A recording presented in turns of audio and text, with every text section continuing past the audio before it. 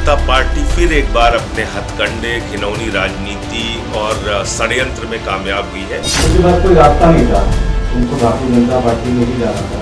आम आदमी पार्टी के नेताओं को, संजय सिंह साहब को याद आता है ईडी और सीबीआई कल क्यों नहीं कहा जो बीत गया। मुझे षड्यंत्र शुरू हो चुके हैं। ईडी और सीबीआई उनके एलाइज एक्टिव हो चुके हैं। उन्होंने अरविंद केजरीवाल के भ्रष्टाचार का आईना दिखाया।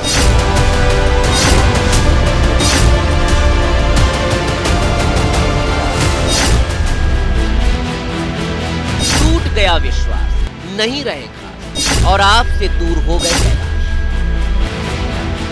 सोई अलसाई दिल्ली ने अभी ठीक से अंगड़ाई भी नहीं ली कि आम आदमी पार्टी की कहानी गली गली, सड़क सड़क, घर, दुकान, पार्क तक दौड़ने लगी। सुबह उठते ही दिल्ली की प्रदूषित और धुंध में घुली हवा में सांस लेते हुए कैबिनेट मंत्री कैलाश गहलोत ने सबसे पहले आपकी सियासत में इस्तीफे वाला लेटर बम फोड़ दिया। कह दिया जाओ, नहीं रहना तुम्हारे साथ, अब हम आपके साथ नहीं रहे। यही है वो चिट्ठी जो सुबह सुबह कैलाश गहलोत ने पार्टी संयोजक अरविंद केजरीवाल को भेज दी। लेकिन ऐसा क्यों? ऐसा क्या हो गया? अभी कल ही की तो बात है, कैलाश गहलोत दिल्ली के सरोजनी नगर में देश के पहले महिला बस डिपो का उद्घाटन करते दिख रहे थे। बड़ी वाहवाही लूटी थी। फिर ऐसा हो क्या गया जो एक सिटिंग एमएलए, सरकार में कैबिनेट मंत्री एक ही रात में आपसे पराये हो गए? उनका हृदय परिवर्तन हो गया। पहली नजर में पता चला कि दिल्ली के साथ हो रही नाइंसाफी ने उन्हें अंदर तक झकझोर दिया था। कैलाश गहलोत ने वही दर्द चिट्ठी में उकेरा।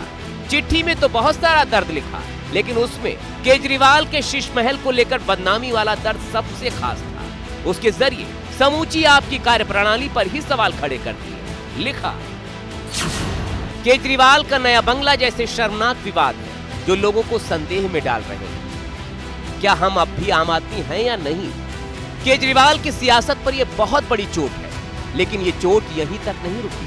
उन्होंने उसके बाद उन सारे मुद्दों पर प्रहार किया जिन मुद्दों को लेकर विपक्ष उनको अब तक घेरता आया है।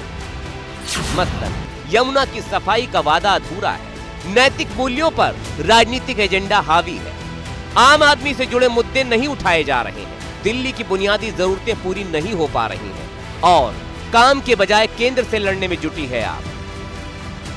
आरोपों के ये तीर आम आदमी पार्टी को अंदर तक चोटिल करने के लिए काफी थे।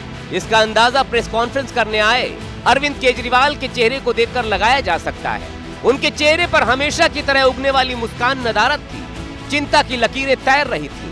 ऐसे में पार्टी के सियासी रणबांकुरे सामने आए। उन्होंने कैलाश क्यों उदास का सारा ठीकरा केंद्र सरकार पर फोड़ दिया और लेटर बम के दोषियों के नाम भी गिनाए। जिस व्यक्ति के ऊपर आप खुद भ्रष्टाचार के आरोप लगाते रहे हैं, उन्हीं की चिट्ठी का लेके अगर आप गुणगान करेंगे हमारे सामने, तो हमारे पास हथियार नहीं रहेगा बीजेपी के ऊपर बोलने का। कैलाश गहलोत जी के भी ऊपर काफी ईडी और इनकम टैक्स के मामले चल रहे थे। उन्होंने जेल की स्ट्रगल से बेहतर भाजपा ज्वाइन करना बेहतर समझा। एक चीज इससे क्लियर हो गया कि भारतीय जनता पार्टी दिल्ली का चुनाव हार चुकी है। आज उनके पास कोई मुद्दा नहीं बचा। हालांकि आम आदमी पार्टी के आरोपों को नकारा नहीं जा सकता, क्योंकि शराब घोटाला मामले में कैलाश गहलोत भी ईडी के रडार पर बने हुए हैं। 30 मार्च को शराब घोटाला केस में कैलाश गहलोत का ईडी के सामने बयान दर्ज हुआ था। हालांकि सीबीआई ईडी से अब तक वो सुरक्षित है। इसके अलावा 2019-20 के डीटीसी बस खरीद मामले में भी वो सीबीआई के रडार पर है। तो क्या माना जाए?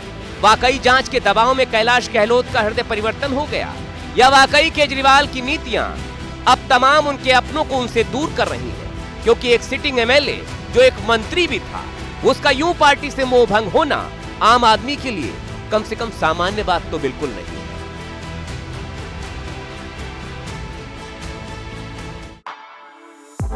For exclusive and insightful videos, subscribe to our new channel ABP Live Premium.